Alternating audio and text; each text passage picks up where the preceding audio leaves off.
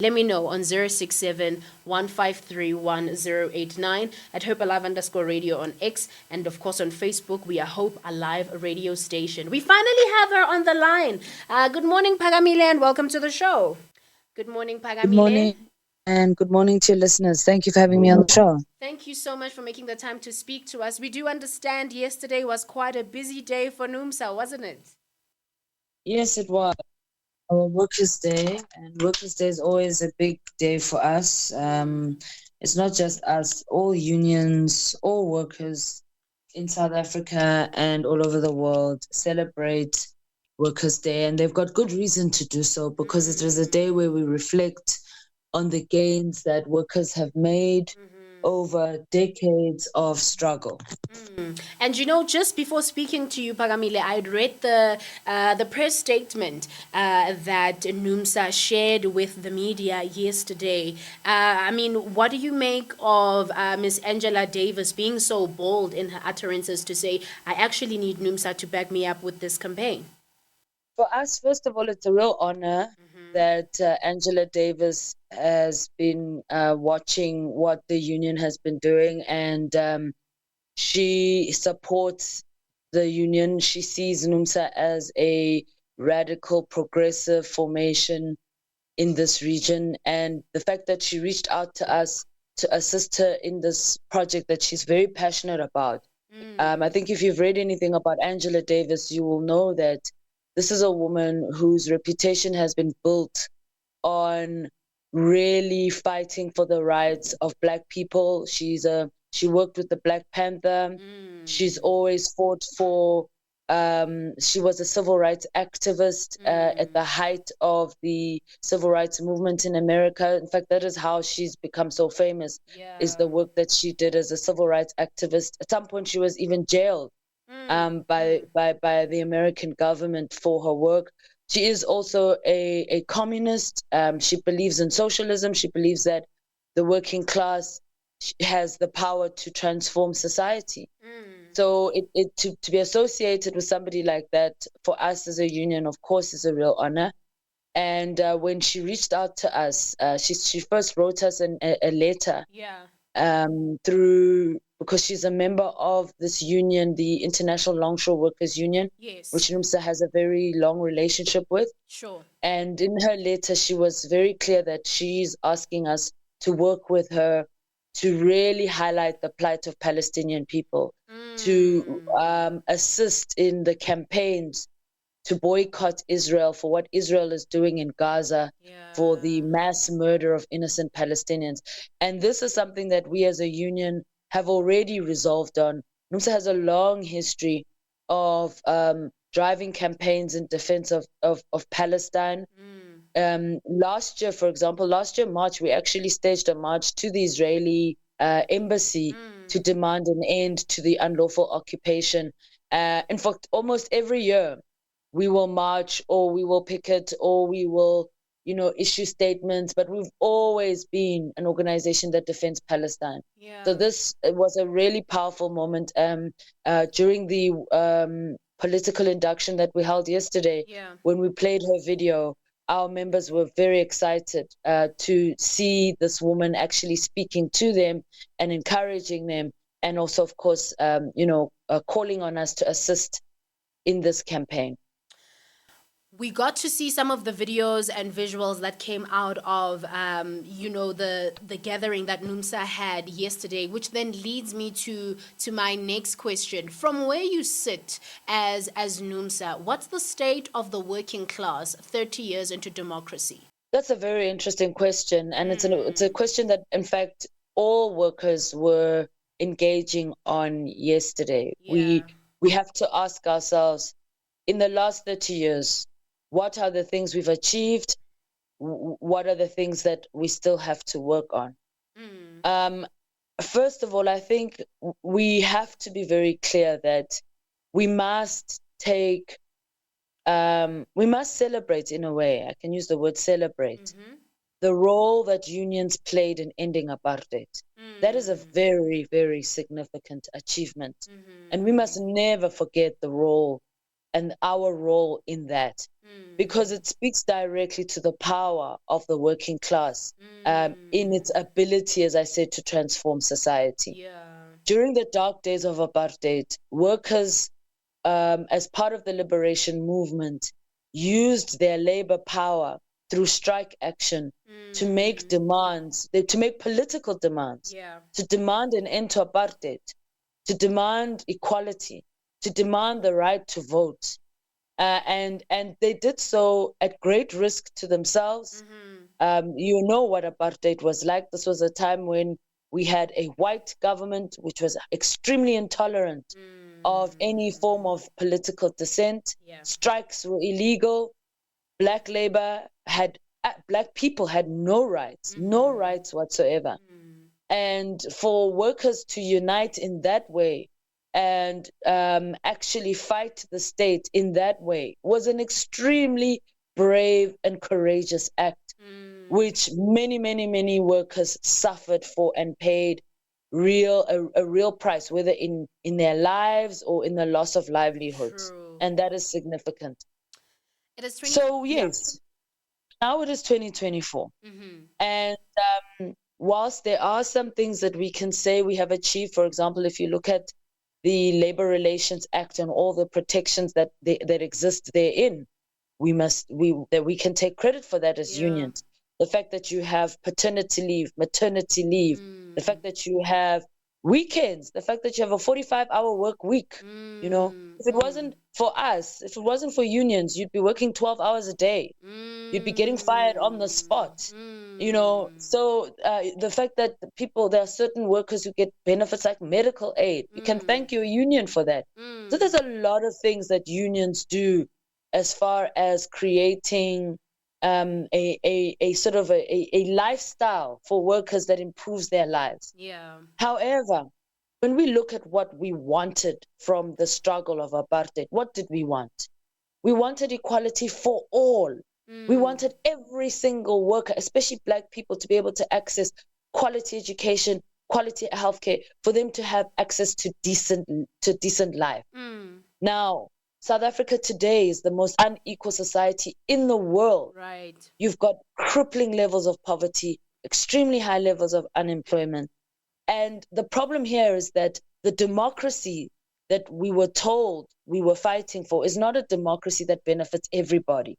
It's what is called a liberal democracy. And liberal democracy, by its very nature, is designed to ensure that only a limited number, only a few, those who are really wealthy, are the ones who benefit a lot from the system. But by far, the majority of people don't benefit under a liberal democracy. And this is what we're learning now. This is the painful lesson that we're learning now. And this is why NUMSA's position is that we cannot continue the way we are continuing now. We cannot continue. I mean, NUMSA in 2013 took a very bold decision at a time when it was very unpopular to say we are not going to support the ANC government anymore. They had for years been part of the alliance as part of COSATU. They were a very, very instrumental workers' formation that was assisting the ANC government. Every election, NUMSA members would help the ANC to mobilize and to, as part of campaigns and assist them with ensuring that voters vote for the party. But in 2013, following, decades of the ANC government ignoring us on the demands that we were making in terms of things that we wanted to be implemented that would assist the majority of workers, plus the fact that there was the murder of miners in 2012 in Marikana. Right. And Phakamile, is that a decision that NUMSA still stands by, considering that we are basically days away from elections? Does NUMSA still stand by that decision? Oh, absolutely. Because we've been vindicated. We've been proven right. We've been proven right on everything. Everything that people are saying now is what NUMSA said in 2013. Right. To say that there is a problem with this ANC government. This ANC government is not acting in the interests of the majority of people. This ANC government is a slave to international banks. It's a slave to the demands of the wealthy. This ANC government, we have given it political power, it's not using that political power to the maximum to ensure that the majority of people benefit. And for us, what would that look like? That would look like in the form of, for example, taking a decision to nationalize the mine, taking a decision to nationalize the land and the minerals. South Africa has a lot of mineral wealth. And if we were to nationalize the mines, as in the mines were to be owned by the state, the revenue that is generated from those mines, where private mining companies, if they want to mine gold or diamonds or whatever it is, because the mines would have been nationalized, those private companies would be then obligated to give a significant share, maybe 50% back to the state. Those are the sort of things that we feel would have made a real change in the lives of the majority of people. If I may just come in there, Phakamile, does this now mean NUMSA is encouraging its members to support other political parties that align with those values? Or are you just saying remain active citizens, vote for whoever you want to vote for come the 29th of May? Because what you are highlighting is a relationship between, trade unions and political parties, if you will. Oh, absolutely. We have since 2013 been very vocal about saying, do not vote ANC. Okay. That's what we've been saying. Okay. We've been explicit about that. We've been explicit to say that the ANC is the butcher of the working class. So we are very clear that we do not support the ANC, and we would encourage our members not to do the same. But at the same time, we have a responsibility to tell members, what is a progressive organization? What does that look like? And so the way you phrased it is absolutely correct, to say, find organizations that come as close to those values. In fact, yesterday in the political induction that the organization was having with members, the General Secretary of NUMSA was explicit. He used examples like Action SA and DA. He said, do not vote for Action SA and DA, because Action SA and DA are parties. If you look at their manifesto, they're opposed to the national minimum wage. The national minimum wage, as much as NUMSA doesn't support the fact that it's such a small amount, we've always had a problem with the fact that the amount is too small. We've always said it's not a living wage. It's at 4.4 now. Is that too little still? Oh, we do believe that. But for us, the principle of having a national minimum wage is one that must be defended. Okay. Because you've got to recognize the fact that there is massive inequality. And how do you bridge the gap of inequality? That's not something you can't say, oh, the markets will correct that, which is basically what the ANC has been saying for the last 30 years. For the last 30 years, the ANC has been waiting for private capital to help it transform South African society. Sure. That's never going to happen.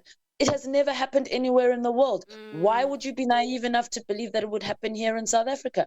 So we are saying that political parties that are right-wing, we believe that DA and Action SA are definitely right-wing organizations, because their agenda is they are for example, they are absolutely against things like centralized bargaining. They're absolutely against national minimum wage. They want bosses to have free reign. They have a problem with all of the labor relations regulations that exist in South Africa. And by the way, those regulations are a response to an apartheid system. Right. So what Action SA and DA are saying is that they want an apartheid labor regime. That's what they're saying. And so we felt it was important that we spend time explaining to members what their manifesto, when organizations speak like that, what does that actually mean for you as a worker?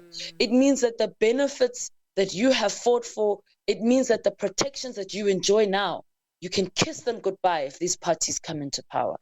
So that is why we feel, and we are still going to do more work as an organization to try and educate members about these types of things. Phakamile, one final question. How does NUMSA, I mean, you are one of the biggest unions in the country. How does NUMSA intend to appeal, to young people? Because that's the majority of the population in the country right now. Granted, they are also the majority of the unemployed. But how do you as a union intend to attract, young people to understand the role and the culture of trade unions in South Africa, especially in this era of I can make money online?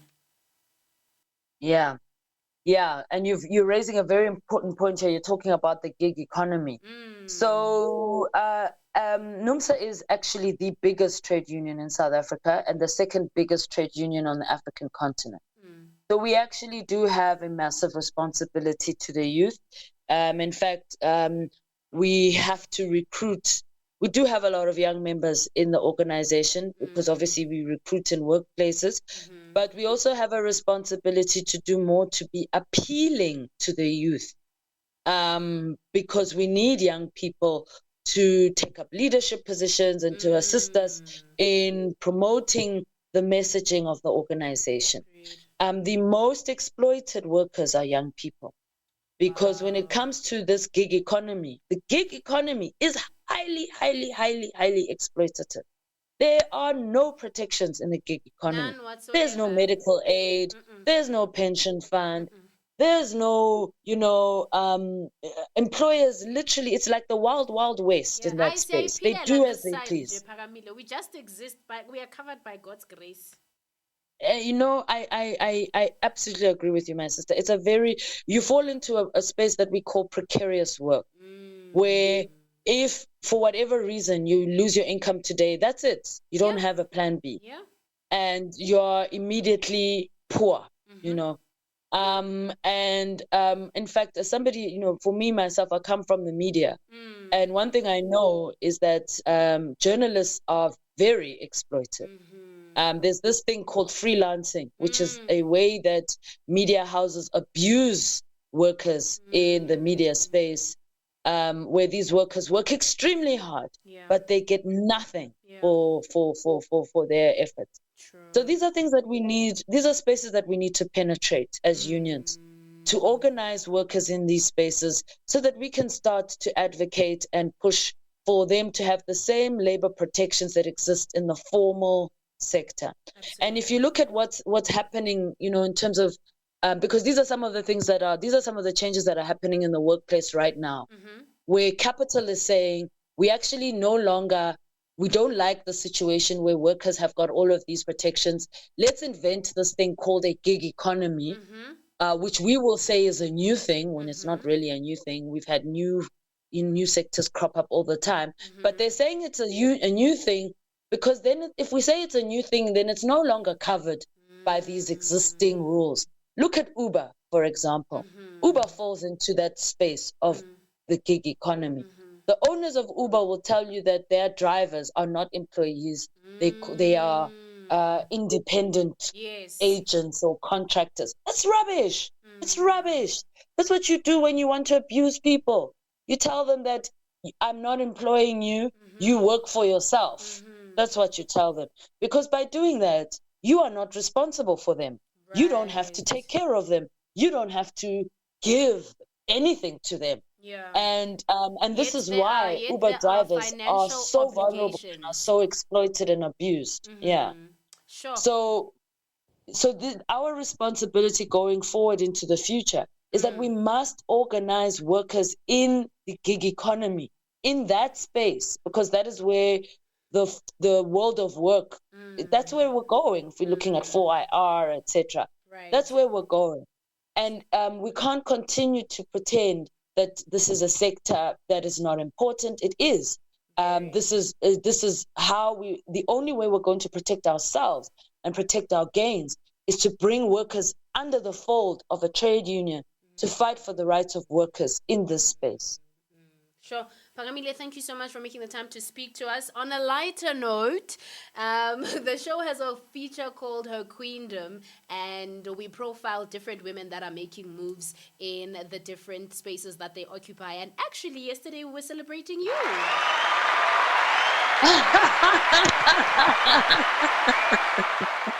We profiled you on her queendom Oh yesterday, and we wow. celebrated Oh, you. you did. Yes, Oh we my did. gosh.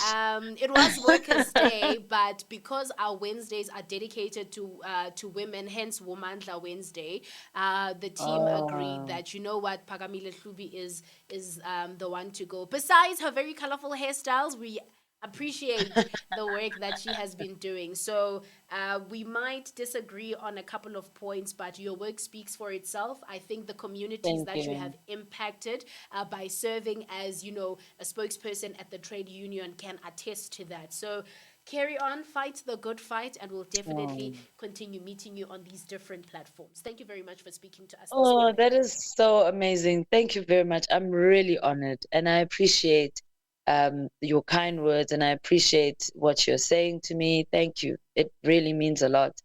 And I must say, I love to hear young women doing their own thing. I Yeah. love that you have this program on this online platform.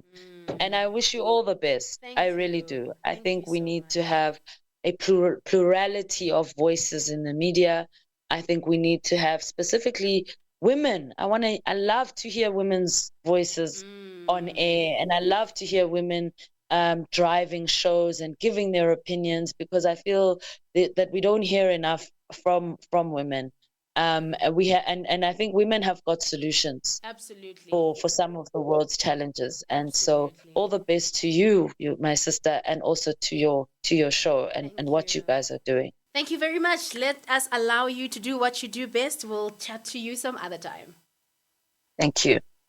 This is Hope Alive Radio, shaping minds for a better future. And that brings us to the end of our conversation on Guest Lounge 2.0 this morning. We were speaking to NUMSA spokesperson Phakamile Hlubi Majola, and we were talking about the state of the working class 30 years into democracy. Some very strong utterances she made there, great emphasis made on the work that they have been doing in terms of, you know, campaigning against Israel and what Israel is doing in Palestine, but also how they intend to galvanize young people so that they can make trade unions attractive to them. And just the points that she made on the gig economy, right? Talking about freelancers, especially in the creative space, broadcasting in the main. Oh my God, we are covered by the Lord's grace. That's where I'm going to leave it. It is 39 minutes after 8. It means one thing and one thing only. It's time for In Concert With. And this morning we are in concert with Msaki.